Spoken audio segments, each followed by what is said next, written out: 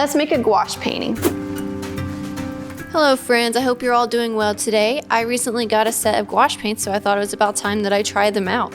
Before I got started, I went ahead and sketched out my idea in Procreate on my iPad. That's what that first shot was. And then I'm just taking a pencil, tracing out where I want the leaves, and then going right in with some paint.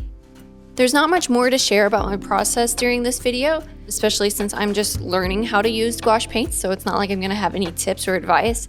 So I thought instead I might share some facts about gouache. Gouache is actually a pretty old medium. A form of it was used during ancient Egypt and Greece that was usually made with honey or egg yolk as the binder. In the Middle Ages, it was used on illuminated manuscripts, which are those fancy, very pretty manuscripts. Then, during the Renaissance era, it was used to help oil paintings achieve that look of dark backgrounds with vibrant subjects, and was also used as a base layer. But despite all this history, it wasn't until the 18th century in France that we received the word gouache. It comes from the Italian word that means mud. For me, the most famous paintings that I know that feature gouache are the Blue Nudes by Henri Matisse. Although there are obviously plenty of other famous paintings that use gouache.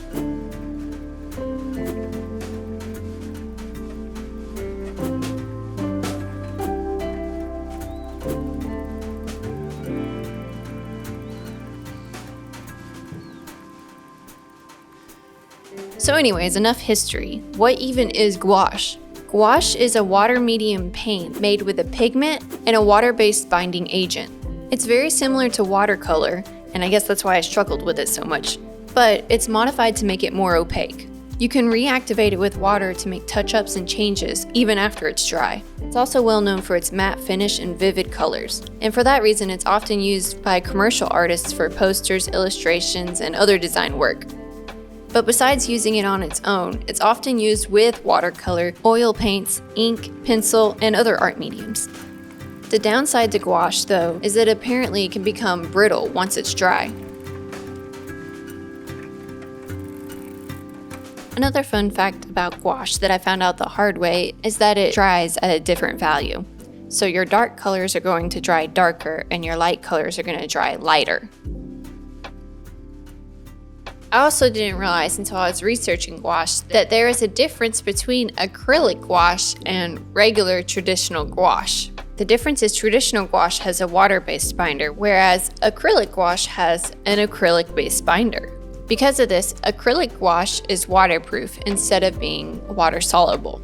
And unlike traditional gouache, it does not become brittle when it dries, and you don't need to add water, although you can to make it more transparent. When it is wet, it acts more like watercolors. So acrylic gouache is what I'm using here, and I definitely noticed when I thinned it down it made it a lot more like watercolors. I guess that's why I ended up doing 2 to 3 coats on each of these leaves instead of just applying the paint thicker to begin with. There are also a lot of very cool techniques that you can try out with gouache, although I didn't really try any here, but maybe I'll make another video in the future about those. As I mentioned earlier, gouache works really well with other art mediums, so that's about the only technique that I decided to do here, a little bit of mixed media using my micron pens.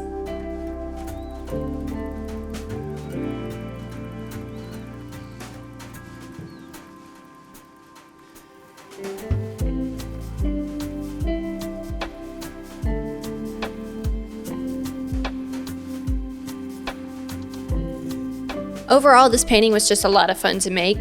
Gouache seems like a really interesting medium that I can't wait to test out more in the future, and making these lines was very relaxing as well. Also, this was my first time working with the CMYK color palette, so I'm very excited to learn more about that versus working with the traditional RGB color palette. So stay tuned for more gouache and CMYK content.